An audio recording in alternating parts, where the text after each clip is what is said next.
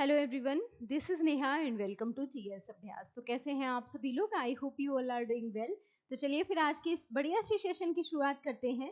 और जैसा कि आप सभी जानते हैं, यूपीएसआई यूपी पुलिस 2025 का एग्ज़ाम आपका फॉर्म जो है वो बहुत जल्द अगस्त तक आने की पूरी संभावना है। तो आप सभी लोग खुश हो जाइए, तैयारी एकदम बेहतरीन जोर शोर से करते रहिए, ताकि जब फॉर्म आ जाए और जब आपके एग्ज़ाम की डेट आ जाए, आप सभी लोग प्रॉपर तैयार हो जाए उस एग्जाम में बैठने के लिए। राइट, इसी जोश के साथ सेशन की शुरुआत करेंगे। और आप सभी एक और चीज जानते हैं कि UP triple S C PET का एग्जाम जो है वो 6 से 7 सितंबर के बीच में होने जा रहा है। लगभग 40 से 45 दिन का समय आपके पास है। आप सभी लोग क्या कर सकते हैं, बढ़िया तरीके से अपनी तैयारी कर सकते हैं। ठीक है, 45 दिन भी मानकर मत चलिए, 40 दिन का समय आप लोग मान के चलिए कि ऑलमोस्ट 40 डेज हैं आपके पास। इन्हीं दिनों में आपको यूपी से संबंधित सभी इंपॉर्टेंट पॉइंट्स पर अपनी क्या कर लेनी है, पकड़ बना लेनी है। राइट, और उसी क्रम में आज का ये हमारा सेशन है, आप सभी जानते हैं, यूपी स्पेशल स्टैटिक जीके, जिसमें आज हमारी क्लास 7 है। आप सभी लोग ध्यान से पढ़ते हुए समझते हुए चलेंगे। ठीक है, चलिए फिर आज के इस सेशन की शुरुआत करते हैं। और मैं आपसे वादा करती हूँ कि जितने भी पॉइंट्स आपको बताऊंगी, पेपर में आपको यहीं से प्रश्न डायरेक्ट देखने को मिलेगा। तो मेरे साथ सेशन में एंड तक आपको जुड़े रहना है, या आपकी जिम्मेदारी है। राइट, चलिए फिर सेशन की शुरुआत करते हैं। आज हम बात करेंगे उत्तर प्रदेश की कुछ सामान्य जानकारी के बारे में, जहां से क्वेश्चन आपसे बार बार पूछा जाता है। क्या क्वेश्चन पूछा जाता है, किस प्रकार के क्वेश्चन पूछे जाते हैं, इन सब पर चर्चा करेंगे। तो जरा ध्यान देंगे। पहला जो पॉइंट है वो आपको क्या बता रहा है कि उत्तर प्रदेश की जो सामान्य जानकारी है, उसमें पहला जो कथन है वो आपसे क्या कह रहा है। इसमें बताया जा रहा है कि जो उत्तर प्रदेश है उसका गठन कब हुआ था। तो आप सभी जानेंगे, अगर आप किसी राज्य की बात करें तो सबसे पहले तो आपको उसके बारे में सामान्य जानकारियां होनी चाहिए। राइट, तो सबसे पहले आपको ये पता होना चाहिए कि उस राज्य का गठन कब हुआ था या पुनर्गठन कब हुआ था। तो आपको याद रखना है कि अगर आपसे क्वेश्चन पूछा जाए कि उत्तर प्रदेश राज्य का पुनर्गठन कब हुआ था, तो आप बताएंगे 1 नवंबर 1956, यानी कि 1 नवंबर 1956 में क्या हुआ था, उत्तर प्रदेश का पुनर्गठन हुआ था। राइट, पुनर्गठन से पूछा जाए क्वेश्चन, आप बताएंगे गठन की बात नहीं हो रही है, पुनर्गठन की बात हो रही है। राज्य का जो पुनर्गठन था, डेट आपको याद रखनी, क्वेश्चन यहाँ से बनता है कि 1 नवंबर 1956 को राज्य का पुनर्गठन हुआ था। कौन सा राज्य? आप बताएंगे उत्तर प्रदेश का राज्य। जो कि अगर आप भारत के राज्यों के दृष्टिकोण से देखें तो उत्तर प्रदेश की बात अगर की जाए तो उत्तर प्रदेश का कौन सा स्थान है? अगर भारत में राज्यों के क्षेत्रफल के आधार पर देखा जाए, राज्यों के क्षेत्रफल के आधार पर देखा जाए, तो क्षेत्रफल के आधार पर जो उत्तर प्रदेश है उसका कौन सा स्थान है? तो आप बताएंगे क्षेत्रफल के आधार पर यूपी का स्थान कौन सा है? तो आप बताएंगे यूपी का मैम चौथा स्थान है। राइट, कौन सा स्थान है? यूपी का चौथा स्थान है, ये आपको याद रखना है। उत्तर प्रदेश चौथे स्थान पर है। जनसंख्या घनत्व की अगर बात होगी तो जनसंख्या घनत्व आप सभी जानते हैं कहां पर सर्वाधिक है। तो जनसंख्या घनत्व सर्वाधिक कहां पर है? बिहार का है, ये भी पॉइंट आपको याद रखना है। अगर आपके राज्य के नाम की बात की जाए, क्वेश्चन यहां से भी पूछा जाता है। मैंने कोई भी फालतू का पॉइंट यहाँ पर मेंशन नहीं किया है, वही सीधे सीधे पॉइंट रखे गए हैं जहां जहां से क्वेश्चन बनता है। राइट, ध्यान देंगे। अगर आपसे राज्य के नाम के बारे में पूछा जाए कि कौन सा नाम कब रखा गया था, यहाँ से क्वेश्चन डायरेक्ट आपसे पूछा जाता है। चाहे वो यूपी पीसीएस का एग्जाम हो, चाहे वो आरओ एआरओ का एग्जाम हो, चाहे उत्तर प्रदेश की कोई भी परीक्षा हो, चाहे वो वनडे हो, चाहे वो प्रीलिम्स मेंस की परीक्षा हो, उन सभी में यूपी से यहाँ से फैक्ट पूछे जाते हैं। तो आप सभी को याद रखना है कि राज्य का जो नाम था 1836 से पहले, ठीक है, क्या नाम था इसका? 1836 के समय इसका जो नाम था वो उत्तर पश्चिम प्रांत था। ठीक है, अगर हम यूपी के नामों की बात करें तो 1836 से इसका नाम क्या पड़ गया था? उत्तर पश्चिम प्रांत पड़ गया था। 1836 से इसका नाम क्या पड़ा? उत्तर पश्चिम प्रांत पड़ा। 1870 से इसे उत्तर पश्चिम प्रांत एवं अवध प्रांत के नाम से जाने लगा। ठीक है, पहले जो इसका नाम था 1836 तक उत्तर पश्चिम प्रांत था। 1877 यानी कि 1877 से इसे उत्तर पश्चिम प्रांत और अवध प्रांत भी उसमें जोड़ दिया गया। उत्तर पश्चिम प्रांत और अवध प्रांत के नाम से जाने लगा। ठीक है, तो आपको डेट कौन सी सन याद रखनी है, 1836, 1877, ये पॉइंट आपको याद रखने हैं। पहले उत्तर पश्चिम प्रांत था, 1877 में उत्तर पश्चिम प्रांत के साथ अवध प्रांत को भी इसमें ऐड कर दिया गया। बात क्लियर हो गई। 1902 से अगर आपसे पूछा जाए कि संयुक्त प्रांत और आगरा एवं अवध के रूप में इसको जाना जाने लगा। ठीक है, अब आपको एक और सन याद रखनी है, कौन सी, 1902। 1902 से इसे किस रूप में जाने लगा, संयुक्त प्रांत आगरा एवं अवध के रूप में इसे जाना जाने लगा, यानी कि संयुक्त प्रांत के रूप में। और 1937 से इसे केवल संयुक्त प्रांत के रूप में जाने लगा। और ये यूपी पीसीएस, आरओ, एआरओ सभी परीक्षाओं में पूछा गया है कि उत्तर प्रदेश को सिर्फ संयुक्त प्रांत के नाम से कब से जाना जाने लगा, तो आप बताएंगे 1937 से इसे संयुक्त प्रांत के नाम से जाना जाने लगा। राइट, कौन से प्रांत के नाम से, आप बताएंगे संयुक्त प्रांत के नाम से जाना जाने लगा। ये पॉइंट आपको ध्यान रखने हैं। 1937 से केवल संयुक्त प्रांत के रूप में जाना गया और 24 जनवरी 1950 से इसे उत्तर प्रदेश के नाम से जाना जाने लगा। कब से, तो आपको याद रखना है, ये डेट भी याद रखनी है, कब, 24 जनवरी। इसीलिए इसी दिन क्या होता है, उत्तर प्रदेश दिवस के रूप में मनाया जाता है। कौन सा दिवस मनाया जाता है, आप बताएंगे कि मैम कौन सा दिवस होता है, आप बताएंगे। इसीलिए 24 जनवरी को ही क्या किया जाता है, उत्तर प्रदेश दिवस के रूप में, उत्तर प्रदेश दिवस के रूप में मनाया जाता है। बात क्लियर हो गई। उत्तर प्रदेश दिवस के रूप में कौन सा दिन मनाया जाता है, आप बताएंगे। उत्तर प्रदेश दिवस के रूप में 24 जनवरी को मनाया जाता है। कौन सा, कब हुआ था, 1950 से किया गया था। ठीक है, तो ये क्या है, ईयर है जो आपको याद रखने हैं। 1836 में इसे उत्तर पश्चिम प्रांत के नाम से जाना गया। 1877 में इसे 1877 में उत्तर पश्चिम प्रांत और अवध प्रांत के नाम से जाना जाने लगा। 1902 यानी कि 1902 से इसे संयुक्त प्रांत आगरा एवं अवध के रूप में जाना जाने लगा। और 1937 यानी कि 1937 से इसे केवल संयुक्त प्रांत के नाम से जाना गया। ठीक है, केवल संयुक्त प्रांत। और वहीं 24 जनवरी 1950 से इसे क्या किया गया, उत्तर प्रदेश के नाम से जाना जाने लगा। तो ये सभी क्या है, ईयर जो है वो आपके लिए इंपॉर्टेंट रहेंगे, आपको याद करने। यहाँ से क्वेश्चन बनता है, डबल स्टार बनाएंगे। आगे बढ़ते हैं, नेक्स्ट पॉइंट देखिए। कह रहा है कि राज्य की राजधानियों से संबंधित जरा पॉइंट है, इनको भी जरा देख लेते हैं। क्वेश्चन यहाँ से भी बनते हैं कि राज्य की राजधानी कब, कौन, कहाँ रही है। ठीक है, तो आपको पता होना चाहिए कि 1836 में जब उत्तर प्रदेश को संयुक्त इसके नाम से जानते थे, कौन सा नाम था, उत्तर पश्चिम प्रांत। ठीक है, जब 1836 में इसे उत्तर पश्चिम प्रांत के नाम से जानते थे, तब इसकी जो राजधानी थी वो क्या थी, आगरा थी। ठीक है, जब हम इसे किस नाम से जानते थे, उत्तर पश्चिम प्रांत के नाम से जानते थे। राइट, उत्तर पश्चिम प्रांत के नाम से जानते थे। तो पश्चिम में ही पड़ता है, उत्तर प्रदेश के पश्चिम का ही क्षेत्र है, कौन सा, आगरा। आगरा में ही क्या थी, इसकी राजधानी थी। अगर आपसे क्वेश्चन बनता है कि आगरा की स्थापना किसने की, आप बताएंगे 1504 में सिकंदर लोदी, जो लोदी वंश का शासक था, सिकंदर लोदी के द्वारा क्या की गई थी, 1504 में आगरा की स्थापना की गई थी। ठीक है, सिकंदर लोदी द्वारा क्या किया गया था, आगरा की स्थापना की गई थी। ठीक है, यहां से क्वेश्चन बनता है, इसलिए मैंने आपको बता दिया, नोट डाउन कर लेंगे। अब देखेंगे जरा 1958 की बात हो रही है।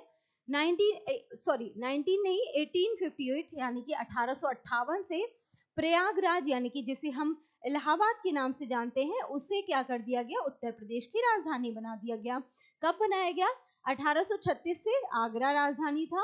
1858 यानी कि 1858 से प्रयागराज को राजधानी बना दिया गया। नेक्स्ट पॉइंट आता है कि 1921 से लखनऊ आंशिक रूप से राजधानी बनाया गया था। 1921 यानी कि 1921 से लखनऊ को आंशिक रूप से राजधानी बना दिया गया था उत्तर प्रदेश की, और 1935 से लखनऊ को पूर्णतः राजधानी बना दिया गया। और मैंने आपको बताया कि 1937 से क्या कर दिया गया, संयुक्त प्रांत के नाम से उत्तर प्रदेश को जाना जाने लगा था। ठीक है, संयुक्त प्रांत के नाम से जाना जाने लगा था। उसी से पहले ही 1935 में यानी कि 1935 में लखनऊ को क्या कर दिया गया था, पूर्ण राजधानी के रूप में शामिल कर लिया गया था। ये पॉइंट आपको ध्यान रखना है। ठीक है, याद रहेगा, पहले थी आगरा राजधानी, फिर वाराणसी, फिर प्रयागराज बनी, उसके बाद लखनऊ, आगरा, प्रयागराज, फिर लखनऊ राजधानी के रूप में बनाया गया। ठीक है, याद रहेगा। आगे बढ़ते हैं। अगर राज्य के विभाजन के बारे में जाने तो राज्य का जो विभाजन है वो कब हुआ, इस पर भी चर्चा का विषय है, जरा ध्यान देंगे। 9 नवंबर 2000 को, सन 2000, ठीक है, 9 नवंबर सन 2000 को किस राज्य से अलग किया गया, तो आपको याद रखना है उत्तराखंड। ठीक है, 13 जिलों को मिलाकर एक अलग राज्य बनाया गया। कौन सा, उत्तरांचल। पहले उसे उत्तरांचल के नाम से जाना जाता था। उत्तर का अंचल था, उत्तर प्रदेश का जो उत्तर का अंचल था उसी को उत्तरांचल नाम से जाना गया। 9 नवंबर सन 2000 को क्या कर दिया गया, उत्तर प्रदेश को विभाजित करके एक नया राज्य बना दिया गया उत्तरांचल के रूप में, 13 जिलों को मिलाकर। ठीक है, उत्तर प्रदेश के 13 जिलों को काटकर उत्तरांचल का हिस्सा बना दिया गया।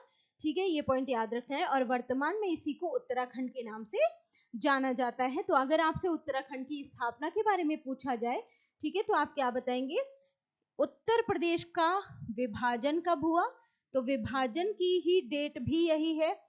और अगर आपसे कहा जाए कि उत्तराखंड का गठन कब हुआ, यानी कि उत्तरांचल या उत्तराखंड जो भी लिखा हो, अगर आपसे पूछा जाए का गठन कब हुआ नए राज्य के रूप में, आप बताएंगे 9 नवंबर सन 2000 को नए राज्य के रूप में उत्तराखंड का गठन हुआ, उत्तर प्रदेश से अलग होकर। बात क्लियर हो गई।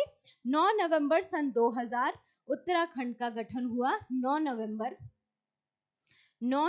9th ऑफ नवंबर 2000 में। ठीक है, 2000 में किसका गठन हुआ, उत्तराखंड का गठन हुआ। यहाँ से क्वेश्चन पूछा जाता है, इंपॉर्टेंट है, आप नोट डाउन करेंगे। आगे बढ़ते हैं, नेक्स्ट क्वेश्चन। अच्छा, नेक्स्ट पॉइंट। अच्छा, यहाँ पर ध्यान देना है आपको, ये एक मैप आपके लिए है, राइट, ये एक मैप है, आपको इसे क्या करना है, ध्यान से देखना है। अभी चाहे तो थोड़ी देर रुकते हैं, पहले आगे और पॉइंट क्लियर करते हैं, देन हम इस मैप को देखेंगे, राइट। आपको दिख भी रहा होगा या नहीं, आई डोंट नो, चलिए कोई बात नहीं, अभी के लिए इसको स्किप करते हैं, आगे देखेंगे।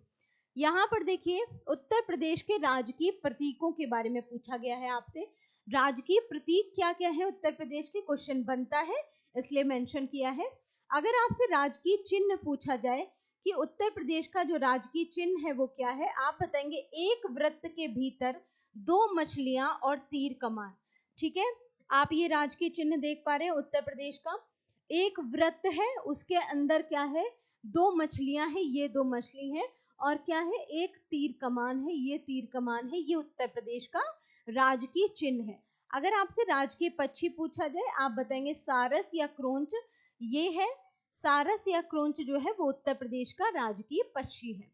अगर आपसे राजकीय पशु के बारे में प्रश्न पूछा जाए, आप बताएंगे बारहसिंघा जो है, बारहसिंघा, ये है बारहसिंघा की फोटो, ये क्या है, उत्तर प्रदेश का राजकीय पशु है।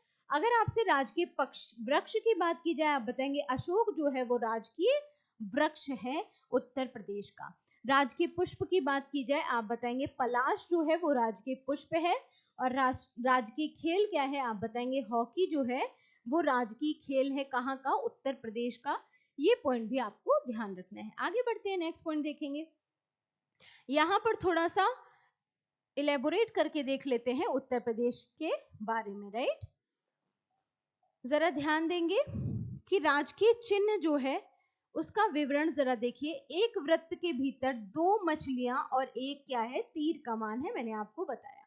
यह राजकीय चिन्ह जो है उत्तर प्रदेश सरकार का प्रतीक है, और इसके केंद्र में जो शक्तिशाली पहचान है वो समाहित है। ठीक है, यानी कि 2 मछलियां और एक जो तीर कमान है वो शक्तिशालीता का प्रतीक है उत्तर प्रदेश का।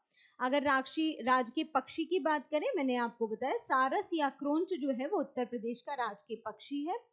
विशेषता क्या है? प्रेम और निष्ठा का प्रतीक है ये सारस या क्रोंच। आप देखते होंगे व्हाइट कलर का होता है, लंबी सी इसकी चोंच होती है, बहुत ही खूबसूरत सा प्यारा सा दिखाई देता है। तो ये किसका प्रतीक है? सारस। आप बताएंगे प्रेम और निष्ठा का प्रतीक है, राइट। यह पक्षी उत्तर भारत के कई क्षेत्रों में दिखाई देता है और अपने जोड़ीदार के प्रति समर्पण के लिए प्रसिद्ध है। अपने जोड़ीदार के प्रति प्यार और समर्पण की भावना रखता है। कौन? सारस या क्रोंच। इसीलिए उत्तर प्रदेश का राजकीय चिन्ह पक्षी जो है वो सारस या क्रोंच को बनाया गया है। आगे बढ़ते हैं। राजकीय पशु के बारे में आपको पता होना चाहिए। तो उत्तर प्रदेश का जो राजकीय पशु है वो क्या है? आप बताएंगे बारहसिंघा जो है मैम, वो उत्तर प्रदेश का राजकीय पशु है। बात क्लियर हुई? विशेषता क्या है इसकी? ये एक सुंदर सींगों वाला हिरण होता है। ये पॉइंट याद रखना है। जिसे संरक्षण की आवश्यकता है, राइट। जिसे क्या है? संरक्षण की आवश्यकता है। और यह मुख्यतः घास के मैदानों और दलदली क्षेत्रों में पाया जाता है। बात क्लियर हुई? दलदली क्षेत्रों और घास के मैदान में हिरण पाया जाता है, जिसे बारहसिंघा के नाम से जाना जाता है। अगर आपसे राजकीय वृक्ष पूछा जाए, आप बताएंगे अशोक जो है वो उत्तर प्रदेश का राजकीय वृक्ष है। इसकी विशेषता क्या है? कि अशोक का वृक्ष पवित्रता, प्रेम और समृद्धि का प्रतीक है। यह वृक्ष ऐतिहासिक और धार्मिक दृष्टि से भी महत्वपूर्ण है। सम्राट अशोक के नाम पर इस वृक्ष का नाम क्या है? अशोक वृक्ष पड़ा है। ये भी पॉइंट आपको याद रखना है, ठीक है। आगे बढ़ते हैं। राजकीय पुष्प की अगर बात की जाए, आप सभी जानते हैं राजकीय पुष्प क्या है? पलाश जो है वो राजकीय पुष्प है। इसकी विशेषता क्या है? कि जंगल की आग कहा जाता है इसे। जो पलाश है, क्योंकि आपने देखा होगा पलाश का जो पौधा होता है उसमें जो फूल होते हैं वो रेड कलर के होते हैं, बड़े ही खूबसूरत से फूल होते हैं। पत्तियां नहीं दिखाई देंगी आपको, पेड़ के अंदर वो फूल ही दिखाई देंगे, रेड कलर के होते हैं। वही क्या है? पलाश है। इसीलिए इसे जंगल की आग कहा जाता है। बात क्लियर हुई? वसंत ऋतु में इसके चमकदार नारंगी फूल राज्य की प्राकृतिक सुंदरता को बढ़ाते हैं। आप सभी ने देखा होगा पलाश वृक्ष को। राजकीय खेल क्या है? हॉकी है। महत्व क्या है? कि उत्तर प्रदेश ने हॉकी में कई महान खिलाड़ी दिए हैं। यह राज्य का गौरवपूर्ण खेल है और राष्ट्रीय भावना का प्रतीक है। बात क्लियर हो गई? जैसे मध्य प्रदेश जो है वो फुटबॉल के लिए फेमस है, वैसे ही उत्तर प्रदेश हॉकी के लोगों के लिए फेमस है, ठीक है। अगर आपसे राज्य की राजधानी पूछी जाए, आपको याद रखना है लखनऊ जो है वो राज्य की राजधानी है। 1935 में क्या कर दिया गया? 1935 में 1935 में इसे पूर्णतः राजधानी बना दिया गया, ठीक है। आगे देखेंगे कि अगर आपसे राज्य के विभाजन की बात की जाए, मैंने आपको पहले ही बताया 9 नवंबर सन 2000 को उत्तर प्रदेश के 13 जिलों को काटकर उत्तरांचल का निर्माण किया गया, जिसे वर्तमान में उत्तराखंड के नाम से जाना जाता है। बहुत इंपॉर्टेंट पॉइंट है, नोट डाउन करके रखेंगे। अगर आपसे राष्ट्रीय राजधानी क्षेत्र एनसीआर की बात की जाए, तो आप सभी को पता होना चाहिए कि एनसीआर में उत्तर प्रदेश के कितने जिले शामिल हैं। क्वेश्चन यहाँ से बनता है, इंपॉर्टेंट है आपके लिए। आप इस पॉइंट को भी नोट डाउन करेंगे कि अगर आपसे पूछा जाए कि उत्तर प्रदेश के कितने जिले एनसीआर में शामिल हैं, आप बताएंगे उत्तर प्रदेश के 8 जिले एनसीआर में शामिल हैं। कौन कौन से हैं? पहला हो गया गाजियाबाद, दूसरा हो गया गौतम बुद्ध नगर, गाजियाबाद, गौतम बुद्ध नगर, बुलंदशहर, हापुड़, बागपत, मेरठ, मुजफ्फरनगर और शामली। कैसे याद करेंगे? आपको याद रखना है बी से बागपत, बी से बुलंदशहर, डबल बी यानी कि बागपत और बुलंदशहर, ठीक है। बागपत और बुलंदशहर हो गया आपका डबल बी से, राइट। डबल जी से हो गया गौतम बुद्ध नगर और Ghaziabad, double B double G Gautam Buddha Nagar और हो गया आपका Ghaziabad, double B double G H4 हो गया हापुड़, डबल एम हो गया आपका मेरठ और मुजफ्फरनगर, राइट। ये हो गया आपका मेरठ और ये हो गया आपका मुजफ्फरनगर, ठीक है। Double M, double B double G double M और फिर हो गया आपका H और S, ठीक है, HS, ठीक है। HS H4 हो गया हापुड़ और S4 हो गया शामली, राइट। शामली जो जिला है उत्तर प्रदेश का वो भी इसमें शामिल है। तो ये आपको याद रखना है ट्रिक।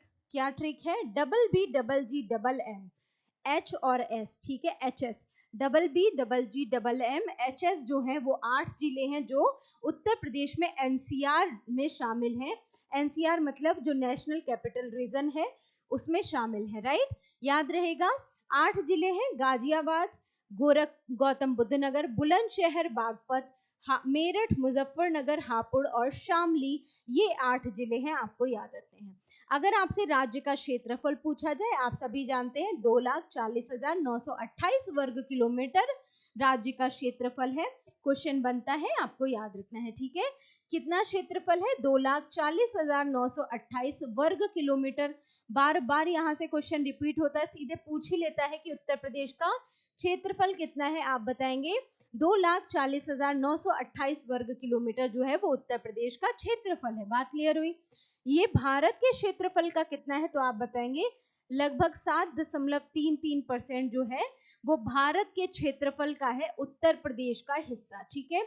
भारत के पूरे भौगोलिक क्षेत्रफल में उत्तर प्रदेश कितना कवर करता है, तो कितना कवर करता है, 7.33% कवर करता है। ये पॉइंट आपको याद रखना है, क्वेश्चन यहाँ से भी पूछा जाता है, आपको ये पॉइंट भी क्या करना है, नोट डाउन कर लेना है, राइट। आगे बढ़ते हैं, नेक्स्ट पॉइंट देखेंगे।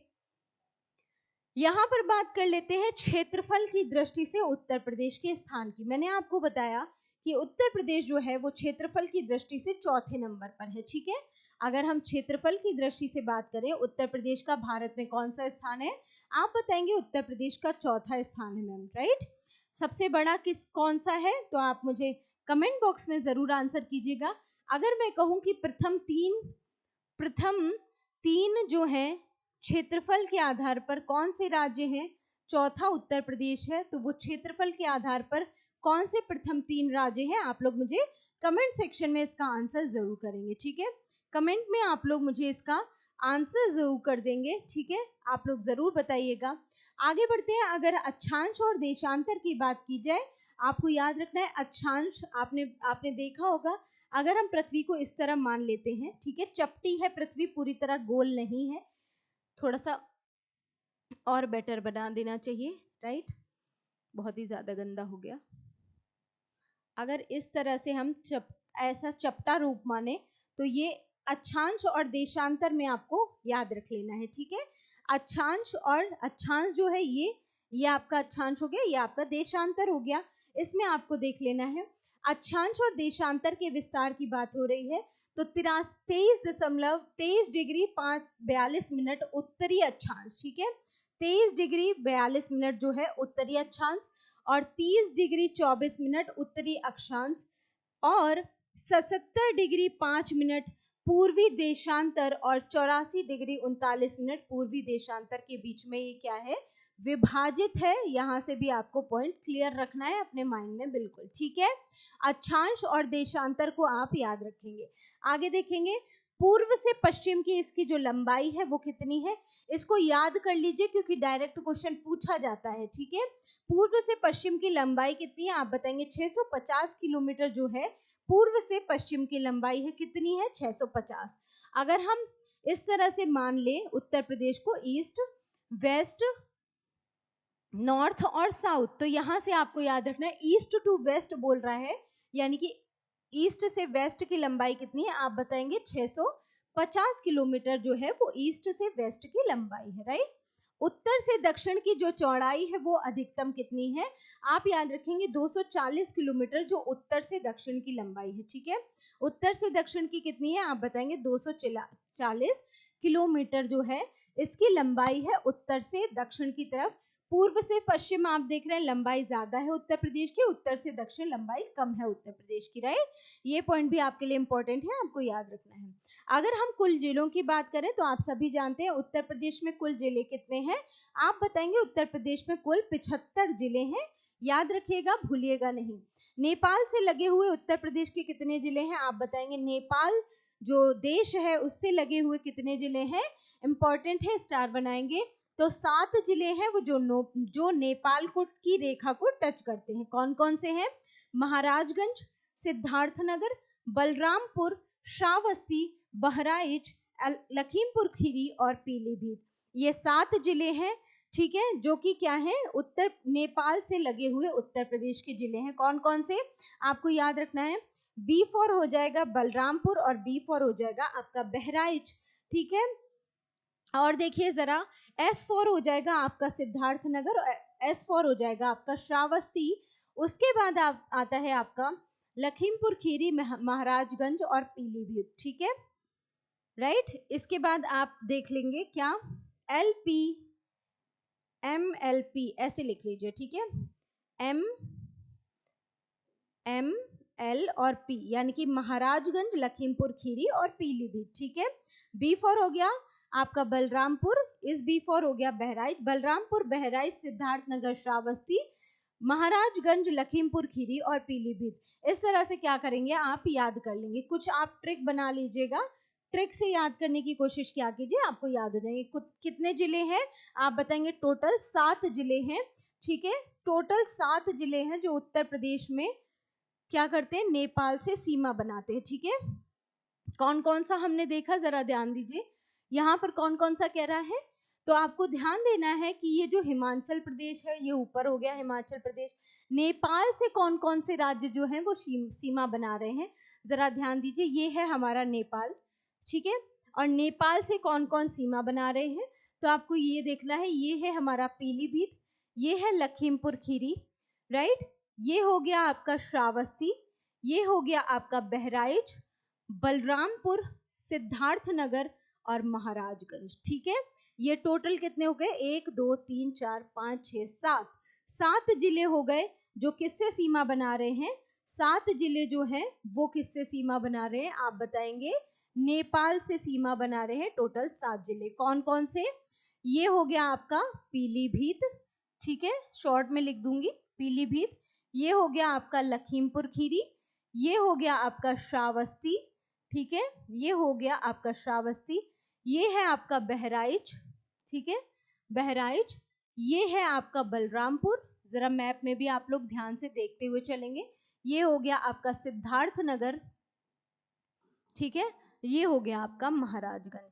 तो टोटल आपके पास कितने जिले हैं, आप बताएंगे। टोटल 7 जिले हैं जो किससे सीमा बनाते हैं, नेपाल से सीमा बनाते हैं। किससे बना रहे हैं, आप बताएंगे, ये है नेपाल, और नेपाल से 7 जिले हैं जो वो उत्तर प्रदेश से क्या कर रहे हैं, उत्तर प्रदेश के 7 जिले नेपाल से सीमा बना रहे हैं। बात क्लियर हो गई यहाँ तक, आगे बढ़ते हैं। नेक्स्ट पॉइंट देखिए, चलिए यहाँ तक समझ गए, आगे बढ़ते हैं। जरा अगला पॉइंट क्या कह रहा है, जरा उस पर ध्यान देते हैं।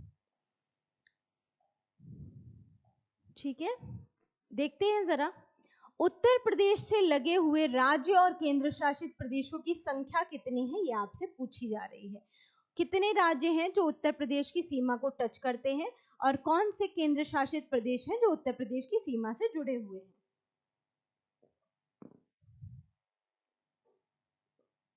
तो आपको याद रखना है कि 9 राज्य हैं जो उत्तर प्रदेश की सीमा से जुड़े हुए हैं, जिसमें क्या है, एक केंद्र शासित प्रदेश भी है जो कि कौन सा है, दिल्ली है। ये पॉइंट आपको याद रखना है। अब उत्तर प्रदेश से लगे हुए जो 8 राज्य हैं उनके बारे में जान लेते हैं। एक जो केंद्र शासित प्रदेश है वो हमने देख लिया, कौन सा है, दिल्ली है। अब वो 8 राज्य कौन कौन से हैं जो उत्तर प्रदेश की सीमा को टच करते हैं, उसके बारे में जान लेते हैं। पहला है उत्तराखंड, हिमाचल प्रदेश दूसरा, हरियाणा तीसरा, राजस्थान चौथा, मध्य प्रदेश पांचवा, छत्तीसगढ़ सातवां, झारखंड आठवां, और अच्छा मैंने कुछ गड़बड़ कर दिया। उत्तराखंड हो गया आपका पहला राज्य, ठीक है, पहला हो गया आपका उत्तराखंड, दूसरा हो गया हिमाचल प्रदेश, तीसरा हो गया हरियाणा, राजस्थान हो गया चौथा, मध्य प्रदेश हो गया पांचवा, छत्तीसगढ़ हो गया सातवां, छठवां, और झारखंड हो गया आपका सातवां, और आठवां हो गया आपका बिहार राज्य। ये कुल 8 राज्य हैं जो क्या करते हैं, उत्तर प्रदेश से सीमा साझा करते हैं। बात क्लियर हो गई यहाँ तक।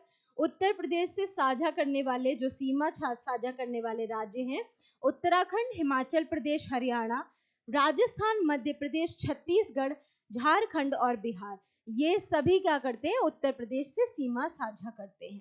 अगर केंद्र शासित प्रदेशों की बात की जाए, आप सभी जानते हैं दिल्ली जो है वो केंद्र शासित प्रदेश है जो उत्तर प्रदेश से सीमा साझा करता है। बात क्लियर हो गई।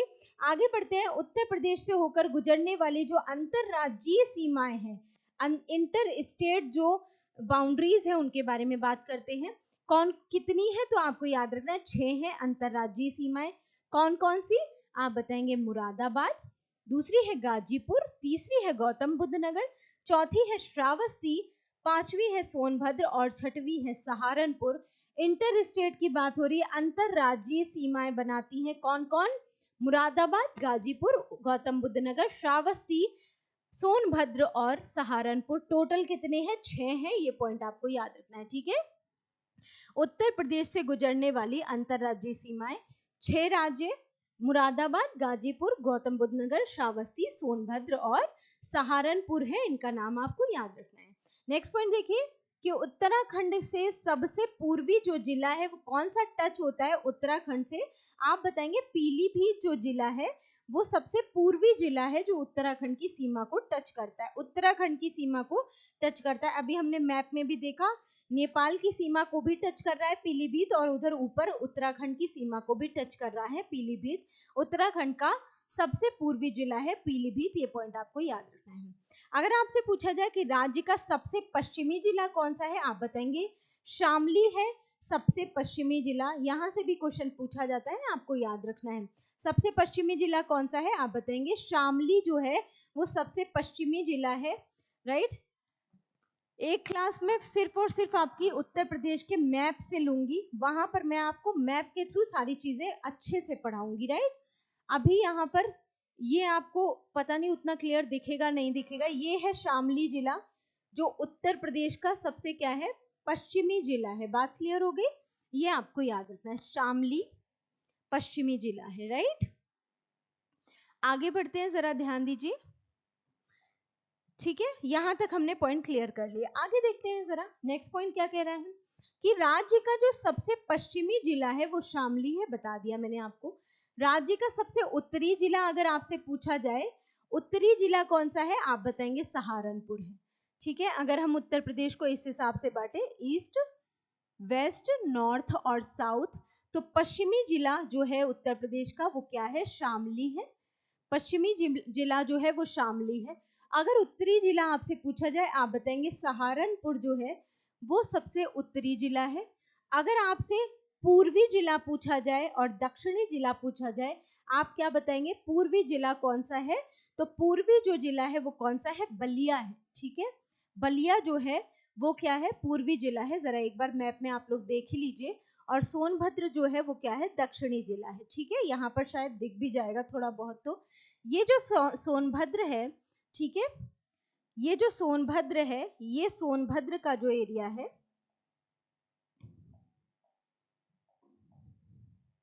ये है सोनभद्र, ठीक है। और सोनभद्र क्या है, उत्तर प्रदेश का दक्षिणी जिला है, यूपी का दक्षिणी जिला है सोनभद्र, आपको याद रखना है, ठीक है। सोनभद्र उत्तर प्रदेश का दक्षिणी जिला है। ये है उत्तर प्रदेश का पूर्वी जिला बलिया, ठीक है। अगर आपसे पूर्वी जिला पूछा जाए, आप बताएंगे पूर्वी जिला कौन सा है, बलिया जो है वो पूर्वी जिला है। अगर आपसे पूछा जाए सबसे उत्तरी जिला कौन सा है, आप बताएंगे सहारनपुर, ठीक है। सहारनपुर जो है वो सबसे उत्तरी जिला है।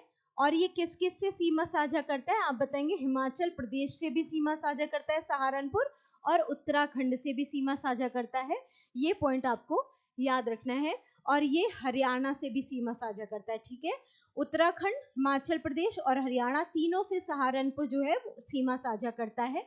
शामली जो है, ये है शामली आपका, ठीक है। शामली जो है वो सबसे पश्चिमी जिला है, मैंने आपको पहले ही बता दिया। बात क्लियर हो गई? एक अच्छा सा मैप आपके लिए लाऊंगी जिसमें मैं बहुत ही क्लियर कट आपको सारी चीजें बताऊंगी, ठीक है। अभी के लिए थोड़ा सा एडजस्ट कर लेंगे आप सभी, ठीक है। अभी थोड़ा सा टाइम उतना नहीं मिल पा रहा है कि बैठकर टाइपिस्ट के साथ उतना काम कर लिया जाए, इसलिए अभी उतना चीजें आपके लिए नहीं कर पा रही हूँ मैं। लेकिन बहुत जल्द ही आपके लिए मैपिंग की भी क्लास लाऊंगी, जिसमें मैप के थ्रू मैं उत्तर प्रदेश का अक्षांश, देशांतर से लेकर पूर्वी राज्य, दक्षिणी राज्य, उत्तरी राज्य और पश्चिमी राज्य सबके बारे में बताऊंगी। जो दक्षिणी राज्य है वो कौन सा है, सोनभद्र है, ये भी आपको याद रखना है, ठीक है। तो राज्य का सबसे दक्षिणी जिला मैंने आपको बताया सोनभद्र है। सबसे पूर्वी जिला कौन सा है, इसको भी नोट डाउन कर लेंगे, सबसे पूर्वी जिला कौन सा है? आप पूर्वी बताएंगे। बलिया जो है वो सबसे पूर्वी जिला है, राइट। कौन सा जिला है? बलिया पूर्वी जिला है, ठीक है। उत्तर प्रदेश के 4 राज्यों की जो सीमा है वो कौन स्पर्श करता है? मैंने आपको दिखाया, जो दक्षिणी जिला है सोनभद्र, वो उत्तर प्रदेश जो है वो 4 राज्यों की सीमा को स्पर्श करने वाला जिला है, उत्तर प्रदेश का जिला, ठीक है। कौन सा? सोनभद्र। किस किस राज्य की सीमा को साझा करता है? तो आपको याद रखना है मध्य प्रदेश, छत्तीसगढ़, झारखंड और बिहार। मध्य प्रदेश, छत्तीसगढ़, झारखंड और बिहार, चारों राज्यों की सीमाओं को ये साझा करता है। बात क्लियर होगी? मध्य प्रदेश, छत्तीसगढ़, झारखंड और बिहार, इन चारों राज्यों की सीमाओं को साझा करने वाला एकमात्र जिला कौन सा है? ये है सोनभद्र जिला। और आप देख पा रहे होंगे ये बिहार की सीमा को भी टच कर रहा है, राइट। बिहार की सीमा को भी ये सोनभद्र टच कर रहा है, झारखंड की सीमा को भी कर रहा है। ये है नीचे छत्तीसगढ़ और ये हो गया आपका मध्य प्रदेश। तो ये क्या है? चारों जिलों की क्या है? सीमाओं को टच करने वाला एकमात्र जिला है उत्तर प्रदेश का। कौन सा? सोनभद्र जिला। आपको याद रखना है। बात क्लियर हो गई यहाँ तक? चलिए आगे बढ़ते हैं। नेक्स्ट पॉइंट देखिए। लाइट नहीं आ रही है, इतनी गर्मी लग रही है भाई, बहुत ज्यादा गर्मी हो रही है। उत्तर प्रदेश 4 राज्यों की सीमाओं को स्पर्श करता है। सोनभद्र उत्तर प्रदेश नहीं करता है, उत्तर प्रदेश का एक जिला है। कौन सा जिला है? तो मैंने आपको बताया उत्तर प्रदेश का जो सोनभद्र जिला है, ठीक है, उत्तर प्रदेश का सोनभद्र जिला 4 राज्यों की सीमाओं को टच करता है, ठीक है। उत्तर प्रदेश का सोनभद्र जिला 4 राज्यों से सीमाएं बनाता है। कौन कौन सा? मध्य प्रदेश, छत्तीसगढ़, झारखंड और बिहार, राइट। प्रदेश में कुल भौगोलिक क्षेत्र कितने हैं? तो आप बताएंगे कुल भौगोलिक क्षेत्र 4 हैं, राइट। प्रदेश में कुल पारिस्थितिकी क्षेत्रों से अगर क्वेश्चन पूछा जाए, जो कि पूछा जाता है, बार बार रिपीट होता है, डबल स्टार का पॉइंट रहेगा। आप बताएंगे पारिस्थितिकी जो क्षेत्र हैं वो कितने हैं? 9 है। कहाँ पर? उत्तर प्रदेश में। पारिस्थितिकी क्षेत्रों की संख्या कितनी है? 9 है, ये आपको याद रखना है। सबसे बड़ा जनसंख्या वाला जिला कौन सा है? आप बताएंगे प्रयागराज जो है वो सर्वाधिक जनसंख्या वाला जिला भी है, ठीक है, सर्वाधिक जनसंख्या वाला जिला भी है। और अगर आपसे कहा जाए कि सर्वाधिक ग्रामीण जनसंख्या किस जिले में है उत्तर प्रदेश के, तो भी आपका राइट आंसर प्रयागराज ही हो जाएगा। यहीं पर क्या है? सर्वाधिक ग्रामीण जनसंख्या भी वास करती है, ठीक है। सर्वाधिक ग्रामीण जनसंख्या वाला राज्य भी क्या है? प्रयागराज ही है, उत्तर प्रदेश का। राज्य नहीं, जिला। सर्वाधिक जनसंख्या वाला जिला भी उत्तर प्रदेश का प्रयागराज ही है, ग्रामीण जनसंख्या हो चाहे सर्वाधिक जनसंख्या की बात हो। अगर आपसे पूछा जाए सबसे कम जनसंख्या किसकी है? सबसे कम जनसंख्या वाला जिला है श्रावस्ती। और सबसे कम साक्षरता भी कहाँ पर है? तो आप बताएंगे सबसे कम साक्षरता भी, चाहे वो पुरुष साक्षरता हो, चाहे वो ओवरऑल साक्षरता हो, चाहे वो महिला साक्षरता हो, सबसे कम साक्षरता वाला जिला जो है, सबसे कम साक्षर जिला भी कौन है? श्रावस्ती ही है। ये भी आपको याद रखना है। सबसे कम साक्षरता भी श्रावस्ती में है और सबसे कम जनसंख्या वाला जिला भी श्रावस्ती है। ये दोनों पॉइंट आपके लिए इंपॉर्टेंट है, याद रखेंगे। आगे बढ़ते हैं। सबसे अधिक साक्षरता वाला जिला अगर आपसे पूछा जाए, आप बताएंगे गौतम बुद्ध नगर जो है वो सर्वाधिक साक्षरता वाला जिला है। कहाँ का? यूपी का। यूपी का सर्वाधिक साक्षर जिला अगर आपसे पूछा जाए, आप बताएंगे गौतम बुद्ध नगर है जो सर्वाधिक साक्षर जिला है। अगर आपसे पूछा जाए सर्वाधिक जो साक्षर, सबसे कम साक्षरता है वो कहाँ पर है? श्रावस्ती में है, ठीक है। सबसे कम महिला साक्षरता भी है, सबसे कम पुरुष साक्षरता भी है और सबसे कम महिला साक्षरता भी है, ठीक है। सबसे कम महिला साक्षरता भी यहीं पर है। सारे पॉइंट आपको याद रखने हैं, ठीक है। अगर महिला साक्षरता में आपसे पूछा जाए कि कौन जो है, कौन सा जिला जो है वो प्रथम में है, तो आप बताएंगे जो कौन सा है? आप बताएंगे कानपुर नगर जो है वो महिला साक्षरता में पहले नंबर पर है, ठीक है। उत्तर प्रदेश की सबसे बड़ी जनसंख्या वाला शहर अगर आपसे पूछा जाए, आप बताएंगे लखनऊ है जो सबसे बड़ी जनसंख्या वाला शहर है। बात क्लियर हुई?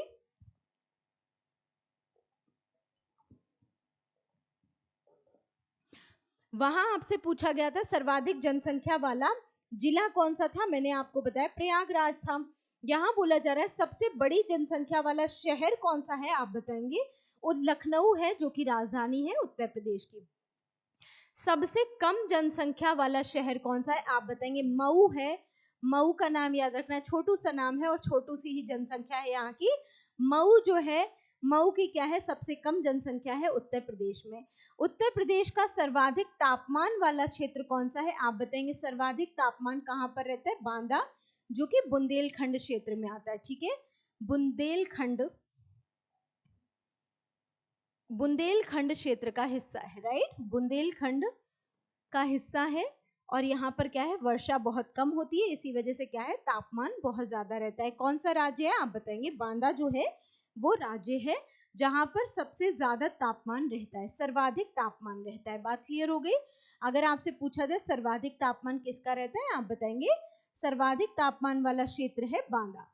अगर आपसे पूछा जाए न्यूनतम तापमान कहाँ रहता है उत्तर प्रदेश में, आप बताएंगे देवबंद क्षेत्र है सहारनपुर का। ठीक है, कहाँ पर? सहारनपुर में। सहारनपुर में यही देवबंद आंदोलन भी हुआ था, ये भी आपको याद रखना है।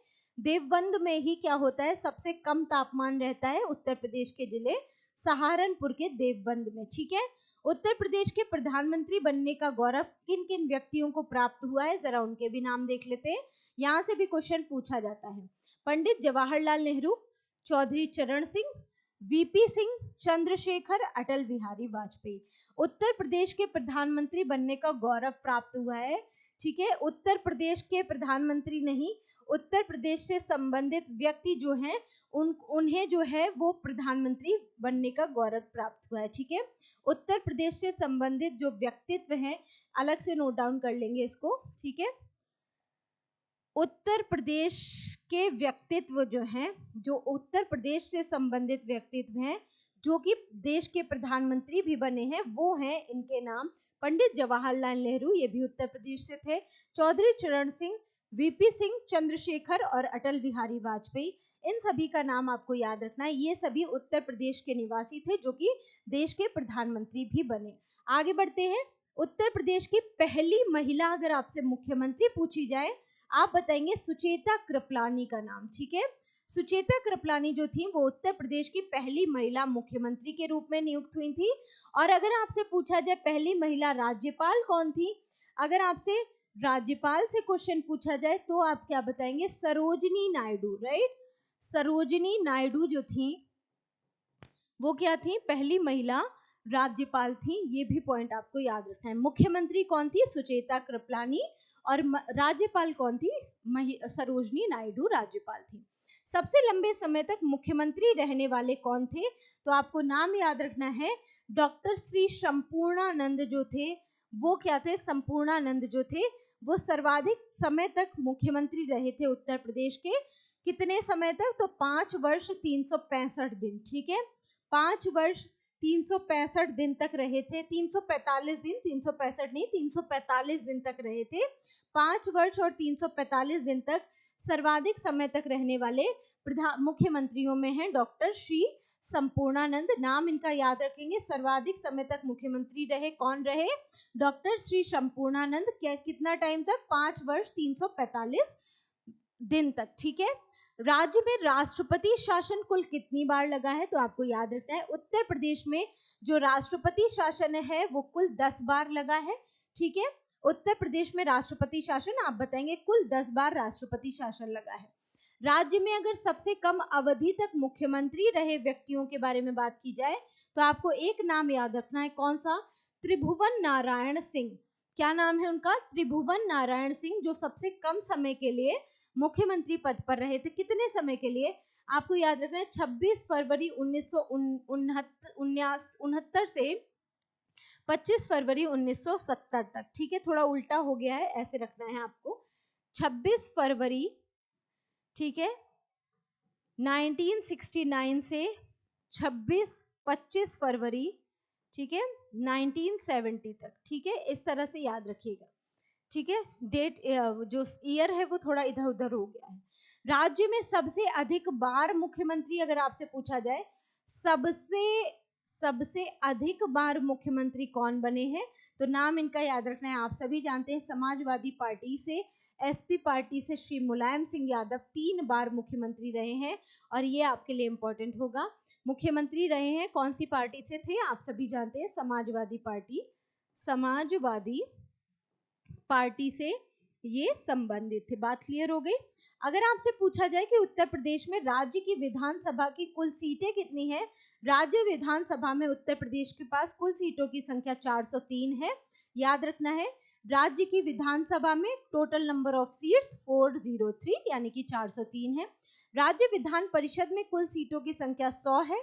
विधान परिषद कैसा सदन होता है आप जानते हैं, विधान परिषद जो होता है वो उच्च सदन होता है, ठीक है। विधान परिषद कैसा सदन आप बताएंगे, उच्च सदन है, राइट। उच्च सदन कौन सा होता है, विधान परिषद। और विधानसभा कैसा होता है, निम्न सदन होता है। ये भी पॉइंट आपको पता होना चाहिए, ठीक है। विधानसभा निम्न सदन होता है, विधान परिषद उच्च सदन होता है। विधान परिषद में कुल सीटों की संख्या 100 है। विधानसभा में कुल सीटों की संख्या 403 है। अगर यहाँ लोकसभा और राज्यसभा की सीटों की भी संख्या की बात करें तो वो भी आपको पता होना चाहिए कि राज्यसभा की सीटों की संख्या 31 है। और अगर लोकसभा में सीटों की संख्या देखी जाए तो लोकसभा में टोटल नंबर ऑफ सीट्स कितनी है, 80 है, 80 सीटें हैं लोकसभा में उत्तर प्रदेश के पास। और राज्यसभा में कितनी है आप बताएंगे, 31 सीटें हैं राज्यसभा में। बात क्लियर हो गई। राज्य विधानसभा का अगर प्रथम गठन आपसे पूछा जाए कब हुआ, राज्य की विधानसभा का प्रथम गठन तो तभी से हुआ जब से उत्तर प्रदेश को संयुक्त प्रांत नाम दिया गया। कब से, 1937 से संयुक्त प्रांत के रूप में उत्तर प्रदेश की राज्य विधानसभा का गठन हुआ पहली बार, ठीक है। कब हुआ आप बताएंगे, 1937 में पहली बार संयुक्त प्रांत के रूप में गठन हुआ। जब संयुक्त प्रांत नाम दिया गया था तभी पहली विधानसभा बनी थी राज्य में, ठीक है। इंपॉर्टेंट है, याद रखेंगे। विधानसभा चुनाव का अगर प्रथम बार आपसे पूछा जाए कब हुआ आयोजन, उत्तर प्रदेश में विधानसभा चुनावों का आयोजन पहली बार कब हुआ आप बताएंगे, 1952 में, यानी कि 1952 में ही क्या हुआ था, सामुदायिक विकास कार्यक्रमों की शुरुआत भी हुई थी। पहली पंचवर्षीय योजना के दौरान आप सभी जानते होंगे सामुदायिक विकास कार्यक्रम की शुरुआत भी हुई थी। कौन सी योजना थी आप बताएंगे, पहली पंचवर्षीय योजना के दौरान, राइट। पहली पंचवर्षीय योजना के दौरान ही सामुदायिक विकास कार्यक्रम की शुरुआत हुई थी। कब हुई थी, 1952 में। और उसी दौरान क्या हुआ था, और पहली पंचवर्षीय योजना कब से कब तक आप बताएंगे, 1951 से 1956 तक, ठीक है। ये पॉइंट याद रखना है। और यहाँ पर क्या याद रखेंगे कि ये जो उत्तर प्रदेश में पहली बार चुनाव हुए थे वो कब संपन्न हुए थे, 1952 में ही संपन्न हुए थे। बात क्लियर हो गई, इंपॉर्टेंट है, याद रखना है। राज्य का पहला उच्च न्यायालय कहाँ पर बनाया गया आप सभी जानते हैं, इलाहाबाद उच्च न्यायालय। 24 सीटें थी जिसमें, ठीक है। इलाहाबाद उच्च न्यायालय राज्य का पहला उच्च न्यायालय था और आज भी है। राज्य में प्रथम पुस्तकालय की स्थापना कहाँ पर हुई तो आप बताएंगे, आगरा, जिसकी स्थापना सिकंदर लोदी के द्वारा की गई थी, वहीं पर प्रथम पुस्तकालय की स्थापना की गई थी 1846 में। 1846 में आगरा में पहले पुस्तकालय की स्थापना की गई थी। 1846 में, याद रखिएगा, आगरा में पहले पुस्तकालय की स्थापना हुई। राज्य विधानसभा की आरक्षित सीटों की संख्या कितनी है, राज्यों की जो विधानसभाएं हैं उसमें टोटल आरक्षित सीटें कितनी है आप बताएंगे, 86 है, जिसमें 84 जो है वो एसटी से हैं और 2 जो सीटें हैं वो एसटी के लिए हैं, यानी कि एससी एसटी अनुसूचित जाति और अनुसूचित जनजाति के लिए। राज्य विधानसभा में आरक्षित सीटों की संख्या 86 है, जिसमें 84 जो है वो एससी से हैं और दो जो है वो सीटें वो एसटी से संबंधित हैं। अगर आपसे सबसे कम विधानसभा सीट वाले जिले की बात की जाए तो आप सभी जानते हैं महाकुंभ नगर, ठीक है। कौन सा, महाकुंभ नगर, जो कि 76वें जिले के रूप में घोषित किया गया, ठीक है। महाकुंभ नगर और चित्रकूट जो है वहां पर क्या है, 2-2 सीटें हैं। 76वें जिले के रूप में अस्थायी रूप से किसे घोषित किया गया है, महाकुंभ नगर को घोषित किया गया है। 76वां जिला अस्थायी जिला, ठीक है, अस्थायी रूप से घोषित किया गया है, ये याद रखिएगा। महाकुंभ नगर और चित्रकूट जो है इन दोनों को क्या किया गया है, 2-2 सीटें दी गई हैं, ये पॉइंट आप याद रखेंगे। सबसे कम विधानसभा सीटें वाले जिले हैं महाकुंभ नगर और चित्रकूट उत्तर प्रदेश। बात क्लियर हो गई यहाँ तक। अब देखिए जरा जिलों की संख्या की बात की जाए तो आप सभी जानते हैं 75 जिले हैं और 76वें जिले के रूप में, याद रखिएगा, 76वें जिले के रूप में महाकुंभ क्षेत्र को शामिल किया गया है। महाकुंभ क्षेत्र को शामिल किया गया है। महाकुंभ क्षेत्र को 76वें जिले के रूप में अस्थायी रूप से अभी शामिल किया गया है। ठीक है, अस्थायी रूप से शामिल किया गया है 76वें जिले के रूप में। मंडलों की संख्या कितनी है टोटल, तो आप बताएंगे 18 मंडल है उत्तर प्रदेश में, आपको याद रखना है। अगर आपसे SEZ यानी कि स्पेशल इकोनॉमिक जोन की बात की जाए, विशेष क्षेत्र जो है विकास प्राधिकरण के, तो आपको याद रखना है विकास प्राधिकरण के विशेष क्षेत्र कितने हैं, 5 हैं, याद रखिएगा। आर्थिक संभाग क्षेत्र कितने हैं, 4 हैं। ग्राम पंचायतें कितनी हैं, आप याद रखेंगे, यहाँ से डायरेक्ट क्वेश्चन पूछा जाता है। कितनी ग्राम पंचायतें हैं, तो 2023 के अनुसार 57,702 ग्राम पंचायतें हैं उत्तर प्रदेश में। तहसीलों की संख्या 351 हो गई है, पहले 348 थी, अब वर्तमान में 351 हो गई। तहसीलों से भी क्वेश्चन बनता है। ग्राम पंचायतें 57,702 है, यानी कि 57,702 है, ये याद रखिएगा। तहसीलें हैं 351, ये पॉइंट भी इंपॉर्टेंट है, ध्यान रखेंगे। नगर पंचायतों की बात की जाए तो 546 नगर पंचायतें हैं उत्तर प्रदेश के पास, अक्टूबर 2022 के अनुसार। नगर पालिका परिषद की बात की जाए तो नगर पालिका परिषद 200 है, याद रखिएगा, सितंबर 2022 के अनुसार। नगर निगम टोटल कितने हैं, 17 नगर निगम है उत्तर प्रदेश के पास। बहुत इंपॉर्टेंट, ये सब क्वेश्चन पूछे जाते हैं, बार बार रिपीट होते हैं, याद रखेंगे। क्षेत्र पंचायतें 826 है। न्याय पंचायतों की संख्या 8135 है। तो नगर पंचायत कितनी है, आप बताएंगे 546 नगर पंचायत है। नगर पालिका परिषद 200 है। नगर निगम 17 है। क्षेत्र पंचायतें 826 है और ग्राम पंचायतें 8135 है। सामुदायिक विकास खंड कितने हैं, आप बताएंगे 826 सामुदायिक विकास खंड हैं उत्तर प्रदेश के पास। ठीक है, अब कुछ महत्वपूर्ण आयोग हैं जहां से क्वेश्चन बनता है उत्तर प्रदेश के, इंपॉर्टेंट है, याद रखेंगे। राज्य मानवाधिकार आयोग, आप बताएंगे 2002। राज्य मानवाधिकार आयोग 2002। राज्य सूचना आयोग का गठन कब हुआ, 14 सितंबर 2005 को। ठीक है, राज्य सूचना आयोग 14 सितंबर 2005। अगर हम यहीं पर राष्ट्रीय मानवाधिकार आयोग की बात करें, जो राष्ट्रीय मानवाधिकार आयोग है उसका गठन कब हुआ था, तो ये भी नोट डाउन कर लेंगे। राष्ट्रीय मानवाधिकार आयोग कब गठित हुआ था, आप सभी जानते हैं 1993 में, 1993 में राष्ट्रीय मानवाधिकार आयोग का गठन हुआ था। ठीक है, और राज्य सूचना आयोग 14 सितंबर 2005 को। और 14 सितंबर को किस दिवस के रूप में मनाया जाता है, आप सभी लोग मुझे कमेंट करके बताएंगे 14 सितंबर को किस दिवस के रूप में मनाया जाता है। अगर आप लोग क्लास सेशन पूरा देखेंगे तो आप लोग कमेंट बॉक्स में मुझे इसका आंसर जरूर करेंगे। ठीक है, कमेंट करेंगे इसका आंसर, क्या होगा इसका आंसर, आप लोग मुझे कमेंट करके बताइएगा जरूर।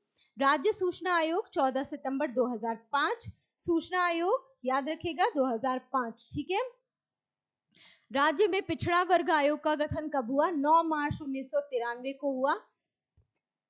राज्य पिछड़ा वर्ग आयोग का गठन, आप बताएंगे 9 मार्च 1993 को राज्य पिछड़ा वर्ग आयोग का गठन हुआ। राज्य महिला आयोग का गठन कब हुआ, आप बताएंगे 2002 में राज्य महिला आयोग का गठन हुआ। उत्तर प्रदेश राज्य महिला अधिनियम 2004 के अधीन हुआ था, ये आप याद रखेगा। ठीक है, उत्तर प्रदेश राज्य महिला अधिनियम 2004 आया, 2002 में राज्य महिला आयोग का गठन किया गया। उत्तर प्रदेश गौ सेवा आयोग जो है उसकी स्थापना 1999 में की गई, ये भी आपके लिए इंपॉर्टेंट है। एक बार आप सभी लोग मेरे साथ रिपीट करेंगे। प्रमुख उत्तर प्रदेश के आयोग जो है, ठीक है, उत्तर प्रदेश के प्रमुख आयोगों के बारे में बात कर रहे हैं, जरा ध्यान देंगे। उत्तर प्रदेश के प्रमुख आयोग कौन कौन से हैं, राज्य मानवाधिकार आयोग, इसकी स्थापना सन 2002 में हुई। राष्ट्रीय मानवाधिकार आयोग की बात करें, इसकी स्थापना 1993 में हुई। राज्य सूचना आयोग की स्थापना 14 सितंबर 2005 को हुई। राज्य पिछड़ा वर्ग आयोग की स्थापना 9 मार्च 1993 को हुई। राज्य महिला आयोग की स्थापना 2002 में हुई, उत्तर प्रदेश राज्य महिला अधिनियम 2004 के तहत। राज्य गौ सेवा आयोग जो है वो 1999 में इसकी स्थापना हुई, ये पॉइंट आपको याद रखने हैं। ये थे उत्तर प्रदेश के कुछ प्रमुख आयोग। ठीक है, आगे बढ़ते हैं, नेक्स्ट पॉइंट देखेंगे। यहाँ पर कुछ और इम्पोर्टेंट पॉइंट्स की बात हो रही है, जरा ध्यान दीजिए। अगर हम पूछें कि स्वतंत्रता के बाद प्रथम विधानसभा अध्यक्ष कौन बना, तो आपको याद रखना है राजर्षि पुरुषोत्तम दास टंडन जो थे वो प्रथम विधानसभा के अध्यक्ष थे उत्तर प्रदेश के। ठीक है, स्वतंत्रता के बाद की बात हो रही है। प्रथम विधानसभा अध्यक्ष कौन बने, आप बताएंगे राजर्षि पुरुषोत्तम दास टंडन प्रथम क्या बने, विधानसभा अध्यक्ष बने। स्वतंत्रता के बाद प्रथम विधानसभा उपाध्यक्ष कौन थे, चंद्रभान थे प्रथम विधानसभा उपाध्यक्ष। क्वेश्चन बार बार रिपीट होते हैं, याद रखेंगे आप, एक भी पॉइंट मिस नहीं करना है। अगर अध्यक्ष पूछेगा आप बताएंगे राजर्षि पुरुषोत्तम दास टंडन, और अगर आपसे उपाध्यक्ष पूछेगा आप बताएंगे चंद्रभान जो थे वो उपाध्यक्ष थे। राज्य के प्रथम मुख्यमंत्री कौन थे, पंडित गोविंद वल्लभ पंत जो थे वो उत्तर प्रदेश राज्य के प्रथम मुख्यमंत्री थे। अगर यूपी की पहली महिला मुख्यमंत्री की बात की जाएगी, यूपी की पहली महिला मुख्यमंत्री की बात की जाएगी, महिला जो मुख्यमंत्री थी अगर उसके बारे में आपसे पूछा जाएगा तो आप क्या बताएंगे, सुचेता कृपलानी। राइट, सुचेता कृपलानी जो थी वो पहली महिला मुख्यमंत्री थी। पहली राज्यपाल पूछा जाएगा, आप बताएंगे सरोजनी नायडू पहली राज्यपाल थी। स्वतंत्रता के बाद प्रथम मुख्य न्यायाधीश कौन बने, आप याद रखेंगे न्यायमूर्ति विष्णु भूषण मलिक जो थे वो प्रथम न्यायाधीश बने थे स्वतंत्रता के बाद। ठीक है, प्रथम लोकसभा अध्यक्ष कौन थे, आप बताएंगे विश्वंभर दयाल थे प्रथम लोकसभा अध्यक्ष। क्वेश्चन बार बार रिपीट होते, बार बार पूछे जाते हैं, इंपॉर्टेंट है। राज्य का अगर प्रथम टाइगर रिजर्व आपसे पूछा जाए, आप बताएंगे दुधवा टाइगर रिजर्व, जो कहां पर है, आप बताएंगे लखीमपुर खीरी में स्थित है। ठीक है, लखीमपुर खीरी में स्थित है, कौन सा, आप बताएंगे दुधवा टाइगर रिजर्व, लखीमपुर खीरी उत्तर प्रदेश में स्थित है, राज्य का प्रथम टाइगर रिजर्व है। ठीक है, एक बार आप सभी लोग मेरे साथ रिपीट करेंगे।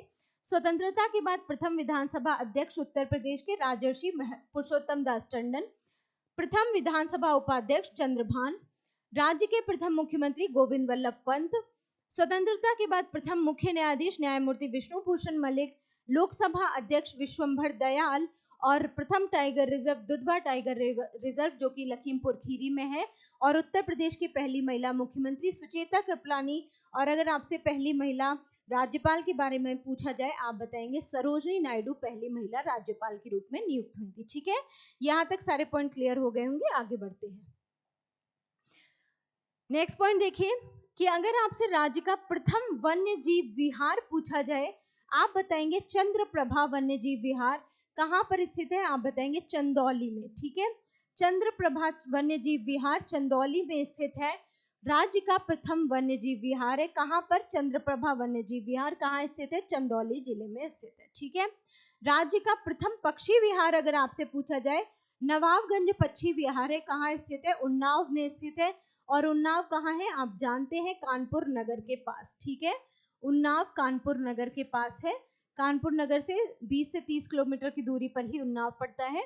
प्रथम पक्षी विहार नवाबगंज पक्षी विहार कहाँ स्थित है, उन्नाव उत्तर प्रदेश में स्थित है। राज्य का अगर आपसे प्रथम निपात संवर्धन औद्योगिक पार्क पूछा जाए, आप बताएंगे ग्रेटर नोएडा में स्थित है। प्रथम जैव प्रौद्योगिकी पार्क आपसे पूछा जाए, आप बताएंगे लखनऊ में जैव प्रौद्योगिकी पार्क स्थित है। राज्य का प्रथम व देश का दूसरा software technology park Noida greater Noida में स्थित है, राज्य का पहला है, और देश का दूसरा सॉफ्टवेयर टेक्नोलॉजी पार्क है, कहां पर, ग्रेटर नोएडा में। अगर राज्य और एशिया का प्रथम यूपी बैंक पूछा जाए, आप बताएंगे लखनऊ में स्थित है, कौन सा, बायोटेक पार्क में स्थापित है, लखनऊ में प्रथम राज्य का पहला, राज्य और एशिया का पहला, राज्य का भी पहला है और ये एशिया का भी पहला है, यूपी का बैंक है लखनऊ। ठीक है, प्रथम यूपी बैंक लखनऊ में स्थापित किया गया, बायोटेक पार्क के पास में स्थापित किया गया इसको। ठीक है, अगर आपसे क्वेश्चन पूछा जाए कि राज्य का प्रथम फिल्म सेंटर कौन सा है, आप बताएंगे नोएडा गौतम बुद्ध नगर में प्रथम फिल्म सेंटर स्थापित किया गया उत्तर प्रदेश राज्य का। अगर आपसे अब यहाँ से आ गए हैं कि राज्य का अगर आपसे प्रथम कृषि विश्वविद्यालय पूछा जाए, राज्य का प्रथम कृषि विश्वविद्यालय कौन सा है, आप बताएंगे चंद्रशेखर आजाद कृषि एवं प्रौद्योगिकी विश्वविद्यालय कहाँ पर स्थित है? कानपुर नगर में स्थित है। राज्य का प्रथम कृषि विश्वविद्यालय उत्तर प्रदेश का चंद्रशेखर आजाद कृषि एवं प्रौद्योगिकी विश्वविद्यालय है, कानपुर में स्थित है। राज्य का अगर आपसे प्रथम मुक्त विश्वविद्यालय पूछा जाए, इंपॉर्टेंट है, बार बार क्वेश्चन रिपीट होता है, राजर्षि पुरुषोत्तम दास टंडन मुक्त विश्वविद्यालय कहाँ पर स्थित है? प्रयागराज में स्थित है। इंपॉर्टेंट पॉइंट है, याद रखना है आपको। राज्य का प्रथम मुक्त विश्वविद्यालय आप बताएंगे राजर्षि पुरुषोत्तम दास टंडन, प्रयागराज उत्तर प्रदेश में स्थित है। राज्य का प्रथम संगीत महाविद्यालय अगर आपसे पूछा जाए कहां पर स्थित है? भारतीय हिंदुस्तानी संगीत महाविद्यालय लखनऊ में स्थित है। उत्तर प्रदेश का पहला संगीत विश्वविद्यालय भारतीय हिंदुस्तानी संगीत महाविद्यालय के नाम से जाना जाता है, लखनऊ में स्थित है। राज्य का अगर प्रथम विश्वविद्यालय आपसे पूछा जाए, आप बताएंगे इलाहाबाद विश्वविद्यालय है, जो कि कहां पर स्थित है? राज्य का प्रथम विश्वविद्यालय है इलाहाबाद विश्वविद्यालय, प्रयागराज में स्थित है, आप सभी जानते हैं। राज्य का अगर प्रथम महिला उद्यम पार्क आपसे पूछा जाए, जो कहां पर है? ग्रेटर नोएडा में पहला महिला उद्यम पार्क स्थित है। बात क्लियर हो गई यहां तक? आगे देखेंगे, अगर आपसे राज्य की प्रथम नहर पूछी जाए, बहुत इंपॉर्टेंट सेशन चल रहा है, सेशन को स्किप बिल्कुल मत कीजिएगा, बहुत ध्यान से पढ़ते हुए समझते हुए चलिएगा। अगर आपसे प्रथम नहर पूछी जाए, आप बताएंगे पूर्वी यमुना नहर उत्तर प्रदेश की प्रथम नहर है। कौन सी नहर है? पूर्वी यमुना नहर। बात क्लियर हुई? राज्य का प्रथम संग्रहालय आपसे पूछा जाए, आप बताएंगे राजकीय संग्रहालय लखनऊ में स्थित है, राज्य का प्रथम संग्रहालय। उत्तर प्रदेश की पहली महिला मुख्यमंत्री कौन है? आप बताएंगे सुचेता कृपलानी पहली महिला मुख्यमंत्री हैं, और पहली महिला राज्यपाल सरोजनी नायडू है, मैंने आपको बता दिया। उत्तर प्रदेश इलाहाबाद हाईकोर्ट के प्रथम मुख्य न्यायाधीश आपसे पूछे जाएं, आप बताएंगे न्यायमूर्ति वॉल्टर मार्गन जो हैं वो प्रथम मुख्य न्यायाधीश थे इलाहाबाद हाईकोर्ट के। प्रथम मुख्य न्यायाधीश न्यायमूर्ति वॉल्टर मार्गन थे, राइट। तो प्रथम नहर कौन सी? पूर्वी यमुना नहर। प्रथम संग्रहालय उत्तर प्रदेश का राजकीय संग्रहालय लखनऊ। पहली महिला मुख्यमंत्री सुचेता कृपलानी। पहली महिला राज्यपाल उत्तर प्रदेश की सरोजनी नायडू है। उत्तर प्रदेश इलाहाबाद हाईकोर्ट के प्रथम मुख्य न्यायाधीश आप बताएंगे न्यायमूर्ति वॉल्टर मॉर्गन जो हैं वो उत्तर प्रदेश के प्रथम न्यायाधीश बने थे। बात क्लियर हो गई? आगे बढ़ेंगे। अब यहाँ से प्रमुख संगीत घरानों से क्वेश्चन पूछा जाता है, ठीक है।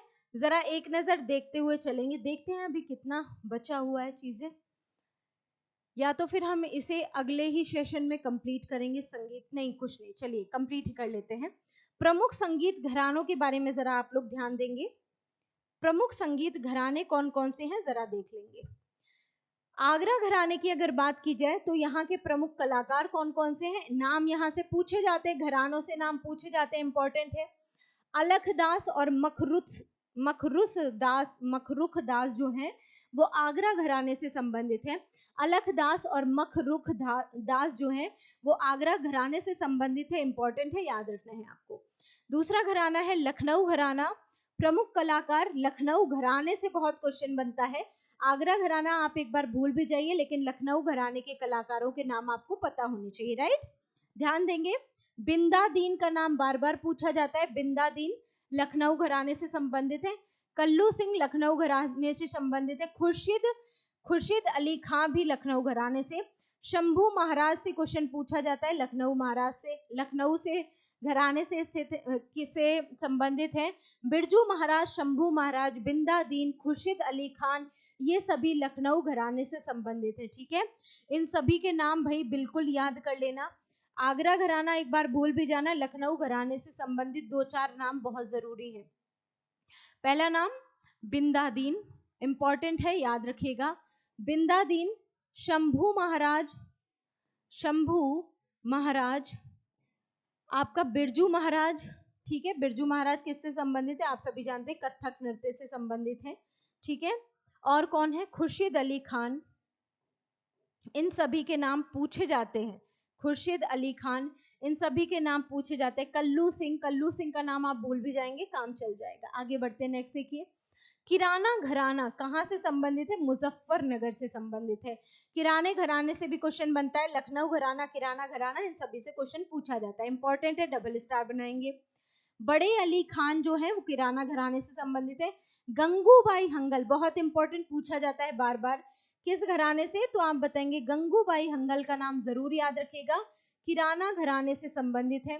हीराबाई बड़ोदकर, भीमसेन जोशी, ये भी पूछा जाता है, इंपॉर्टेंट है आपके लिए। भीमसेन जोशी, गंगूबाई हंगल, ये सभी कौन से घराने से संबंधित है, तो किराना घराने से संबंधित है गंगूबाई हंगल और भीमसेन जोशी। राइट, आगे बढ़िए। बनारस घराना, यहां से भी क्वेश्चन बनता है, इंपॉर्टेंट है, डबल स्टार बनाएंगे। छन्नूलाल मिश्रा, बनारस घराना। राजन साजन मिश्रा, इंपॉर्टेंट है, बार बार पूछा जाता है। मिश्रा जी जितने हैं वो सब कहाँ के हैं, बनारस घराने से संबंधित है। छन्नूलाल मिश्रा, साजन राजन मिश्रा। सितारा देवी, बहुत इंपॉर्टेंट है, पूछी जाती है बार बार। गिरिजा देवी, सितारा देवी, ये सभी क्या है, ये सभी क्या है, इनसे संबंधित है। कौन से घराने से, बनारस घराने से। गिरिजा देवी, सितारा देवी, राजन साजन मिश्र, छन्नूलाल मिश्र, ये सभी बनारस घराने से संबंधित है। बार बार क्वेश्चन रिपीट होता है, पूछा जाता है, आपको याद रखना है। और कौन है, किशन महाराज भी किस घराने से, बनारस घराने से ही संबंधित है। राइट, ये भी बनारस घराने से संबंधित है, ये भी आपको याद रखने हैं। किशन महाराज, सितारा देवी, गिरिजा देवी, छन्नूलाल मिश्र, राजन साजन मिश्र, ये सभी क्या है, बनारस घराने से संबंधित है। ये भी इंपॉर्टेंट है, स्टार बनाएंगे इन पे भी। किशन महाराज भी बनारस घराने से। मणिकर्णिका भी बनारस घराने से। गुड्डी महाराज, सप्तक प्रसाद मिश्र, मिश्र मैंने बताया सभी बनारस घराने से संबंधित है। ठीक है, देवियां जितनी हैं, सिद्धेश्वरी देवी, गिरजा देवी, सितारा देवी, सभी देवियां कहाँ से हैं, बनारस घराने से। बनारस घराने के एक ही जगह पर एक बार लिख लीजिए, क्या क्या मैंने बताए, जितने मिश्र हैं, जितने भी मिश्र हैं वो सभी बनारस घराने से हैं। जितनी देवियां हैं वो सभी बनारस घराने से हैं। ठीक है, चाहे वो गिरजा देवी हो, सिद्धेश्वरी देवी हो, चाहे वो सितारा देवी हो, नोट डाउन कर लीजिए। गिरिजा देवी, गिरिजा देवी, आप देवियों लिख दूं, पता चले आप दुर्गा माता, लक्ष्मी माता इनकी बात करने लगे। ठीक है, गिरिजा देवी, सितारा देवी, सिद्धेश्वरी देवी, ये सभी क्या है, देवियां हैं जो कि बनारस घराने से संबंधित हैं। सिद्धेश्वरी, सिद्धेश्वरी देवी, बात क्लियर हो गई। मिश्रा जितने भी हैं, राजन साजन मिश्र, छन्नूलाल मिश्र और यहाँ पर सप्तक प्रसाद मिश्र, आप देख रहे हैं, ये सभी बनारस घराने से संबंधित हैं। किशन महाराज भी बनारस घराने से संबंधित है। इन सभी के नाम आपको याद रखने हैं। आगे बढ़ा जाए, नेक्स्ट देखिए जरा। भिंडी बाजार घराना मुंबई का है। स्थापना किसने की थी, मुश्ताक हुसैन खान, नजीर खान और खालिफा हुसैन खान ने इसकी स्थापना की थी, याद रखेंगे। विशेषता क्या है, माणिक वर्मा ने इसी घराने के अली खान से संगीत की शिक्षा प्राप्त की और घराने की स्थापना मुंबई में हुई, लेकिन इसका स्रोत जो है वो उत्तर भारत से जुड़ा हुआ है। ठीक है, भिंडी बाजार घराना है, कहाँ का है, मुंबई का है। भिंडी बाजार घराना आप याद रखेंगे, मुंबई। इलाहाबाद प्रयागराज का कोई विशिष्ट घराना नहीं है, ये पॉइंट आप याद रखेंगे, लेकिन संगीत की विभिन्न शैलियों में केसरबाई, जानकी बाई का संबंध प्रयागराज से ही है। राइट, जो केसरबाई हैं और जानकी बाई हैं, ये कहाँ से संबंधित है, आप बताएंगे, प्रयागराज से संबंधित है। हरिप्रसाद चौरसिया और शकुंतला रेठे, ये कौन है, बांसुरी वादन के लिए प्रसिद्ध है। यहाँ से क्वेश्चन बनते हैं बार बार। हरिप्रसाद चौरसिया और शकुंतला रेठे, ये सब काहे से संबंधित है, किससे संबंधित है, आप बताएंगे, बांसुरी वादन से संबंधित है। ठीक है, तो ये था उत्तर प्रदेश स्पेशल का कुछ इंपॉर्टेंट सेक्शन जो आज मैंने कवर कराया, स्थापना से लेकर घरानों से लेकर कुछ प्रमुख कृषि विश्वविद्यालयों और जो भी उत्तर प्रदेश के स्टैटिक जीके का सेक्शन था मैंने कंप्लीट किया। नेक्स्ट हम क्लास में मिलेंगे, आगे के और भी पॉइंट्स पर बात करेंगे। अभी के लिए यहीं पर सेशन को रोकेंगे। ठीक है, नेक्स्ट सेशन में आप सभी मेरे साथ जुड़ना बिल्कुल मत भूलिएगा। ये हमारा टेलीग्राम ग्रुप है। ठीक है, टेलीग्राम ग्रुप को जरूर आप सभी ज्वाइन कर लेंगे। क्यों कर लेंगे, क्योंकि क्लासेस के जितने भी पीडीएफ होंगे, क्लास पीडीएफ आपको कहाँ मिलेंगे, टेलीग्राम ग्रुप में ही मिलेंगे। तो आप सभी लोग जीएस अभ्यास के इस टेलीग्राम ग्रुप में मेरे साथ जरूर ऐड हो जाइएगा। राइट, अभी के लिए यहीं पर सेशन को रोकेंगे, कल फिर मुलाकात करेंगे। ठीक है, आप तब तक के लिए क्या करना है, आपको इन नोट्स को अपने हाथों से लिख लिख कर तैयार कर लेना है।